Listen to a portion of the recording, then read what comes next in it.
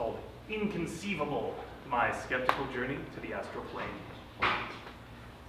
Invariably, when I hear a real-life ghost story, it offers some tell, some reminder not to take it seriously when the storyteller says, "I've always known there was more to life than what we can see," or offers a backstory of past hauntings. I hear, "I'm predisposed to interpret spooky stuff as a real sign of the supernatural." When they say, "I woke up in the middle of the night," I think, "No, you didn't," and rattle off a lovely little mental disclaimer that the following account is of events experienced in a sleep state and very possibly a hypnagogic hallucination.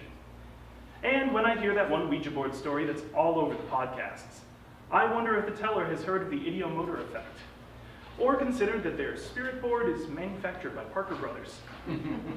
Yes, when it comes to claims of the supernatural, I'm that guy. What can I say? I'm so much fun at parties. It's not what you think, though. I'm in an open relationship with empiricism. I get to see other worldviews, so long as I don't go making any metaphysical commitments. That's how I got involved with astral projection.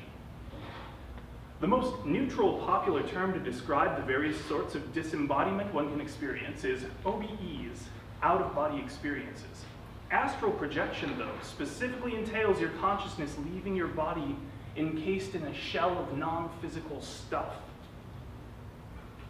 Your astral body, which is said to normally inhabit the same space as your physical body.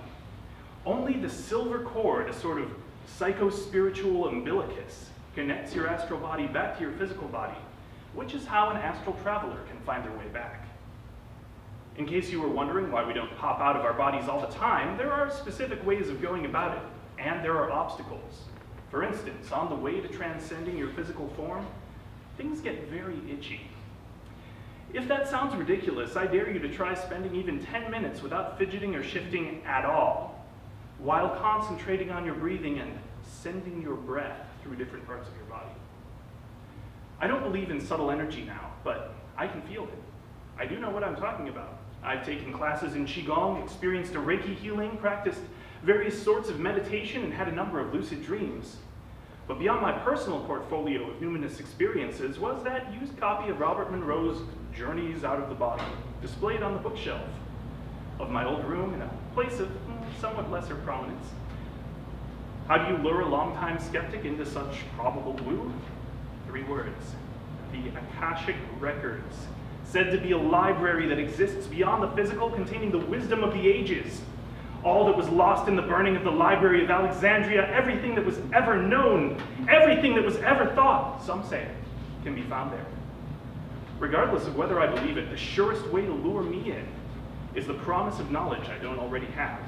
It's my cross to bear, as the Gentiles might say, my unmarked van with a sign for free candy. The central draw of New Agery for me was the possibility of recapturing the numinous experiences I'd already had. I was a teetotaler who believed any state of consciousness was achievable through just a little controlled breathing and concentration. That's ridiculous, of course, but I did pick up a few tricks along the way of knowing better. When I was in high school, I joined an online forum called Astral Society and sought out their advice for AP, so commonplace that these old pros needed a shorthand, even though I wasn't exactly a believer. Another perfect example of my religious impulse clashing with my dogmatic rejection of dogmatism. I will take what you offer and see where it gets me.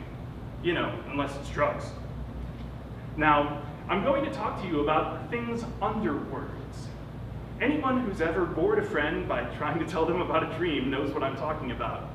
Anyone who's had a deeply moving psychedelic trip but can only come up with cliches to describe it understands. We don't appreciate the work the world does for us when we speak of something that another person can just look at and know. Often when we try to use words another way, we fall short. For experiences like what I am about to share with you, only mystical language like mysterium tremendum et fascinans can express the depth of feeling properly. All right, enough foreplay. My high school-age self was in a supine position in bed per the vibration technique, as Robert Monroe recommends. I've always found lying on my back less comfortable than lying on one side, but that night I was committed. I really wanted this, and after what felt like several hours, I fell asleep. The next night I tried again.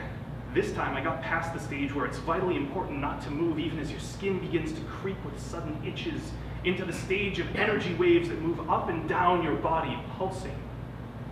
After a good bit of that, I knew it was time, so I willed myself out of my body. It didn't work.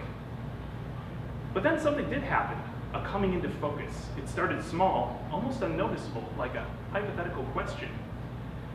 Like the slight queasiness of free fall resolving itself as I realized I was unable to move into a bottomless intensity of sensation and terror.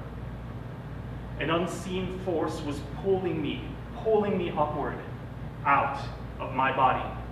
I naturally thought of aliens, my favorite nightmare creatures from childhood. I almost couldn't breathe. And then, in the midst of one of the most intense experiences of my life, I fell asleep. I did dream, and the character of my dream was altogether unfamiliar. The grass, the flowers, and the sky were a vibrant pastel, and there was something unusual about the people I couldn't place. The most unusual thing, though, was that I could feel my energy in this dream. I was so engrossed in my surroundings, my energy body, and the novelty of it all that I never quite made it to that library. Later, I would read about sleep paralysis for the first time. You're completely unable to move, feel as though you can't breathe.